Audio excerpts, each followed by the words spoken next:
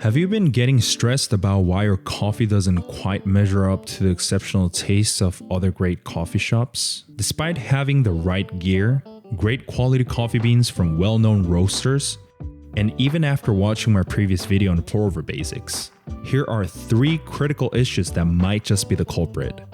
Different minerals and compounds present in water such as calcium, magnesium, and bicarbonates can affect the taste, aroma, and body of the final coffee.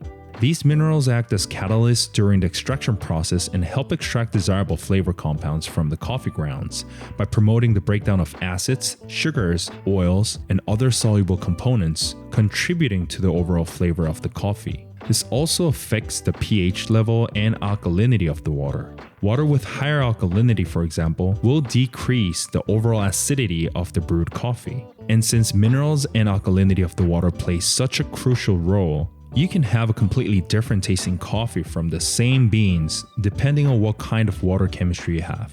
If you use distilled water or water that is too soft, there's a high chance that your coffee will taste dull, flat, or hollow. On the other hand, excessive mineral content in water can lead to scale buildup in your coffee equipment, such as your espresso machine, affecting its health and longevity. Not only that, it can also affect your daily extractions. If a flow restrictor gets clogged even with the smallest amount of scale, it will significantly change the water flow from the group head. This is why a lot of places with hard tap water use reverse osmosis system. With this, the water goes through a series of filters to be cleaned and stripped away of almost everything with an oral membrane.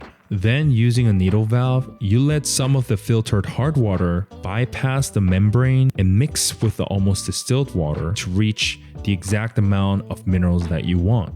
Maintaining a balanced mineral content in your water is essential to ensure the best possible coffee quality while keeping your machine safe.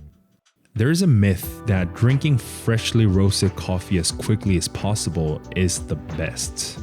Improper degassing is an issue I've seen over and over among home baristas and even coffee shops. Freshly roasted coffee contains a significant amount of CO2. These one-way valves attached to the coffee bags over here that you see are there to release the CO2 from the coffee beans over time, also called a resting period. It's really important to allow coffee to rest and degas for a certain period of time because excessive CO2 can disrupt the extraction process and the taste of the coffee, especially for espresso. The gas has nowhere to exit and will completely disrupt the coffee puck and the flow of water, resulting in a very uneven extraction. And not only that, you will actually be able to taste the gassiness. This can be a little more forgiving for pour-overs since you can degas a certain amount by pre-infusing your coffee. You do have to be careful with degassing though, because as the coffee degasses, it also loses its volatile aromas. So if you degas for too long, you're also losing some of the really nice aromas that the coffee might have.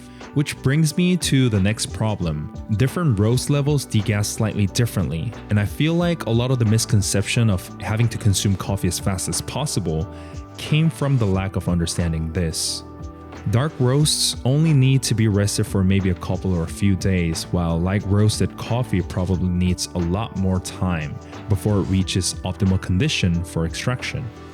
This is because the more the coffee beans are developed, more contents in the beans are gone and they end up less denser and their surface become more porous, allowing gas to leave the beans much faster. On the other hand, roasters that have a very light profile, such as April or Loquat, recommend at least 2 weeks of resting before enjoying the coffee. This has a little to do with the specific roasting machine that they use, but we'll talk about that later. Different roast levels also extract differently. This is probably the most noticeable difference when you taste coffee. Lighter roasts will generally hold a lot more of the characteristics of the coffee cherries, such as the fruit and floral notes, while more developed roasts will have more of the roasting characteristics, such as the caramels, chocolates, and darker flavors. Lighter roasted beans are also much denser than darker roasts, so they are a bit harder to extract.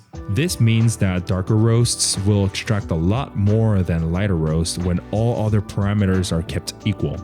So it's important to at least know about the roast level of the beans you're buying in order to rest it and dial it in correctly for optimal brewing.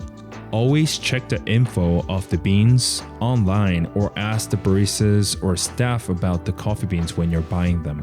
I hope you enjoyed this deep dive into the not so much talked about problems that many beginners and even seasoned baristas often overlook. I'm confident that understanding and solving these 3 problems will take you to the next level of coffee brewing. Enjoy and see you soon.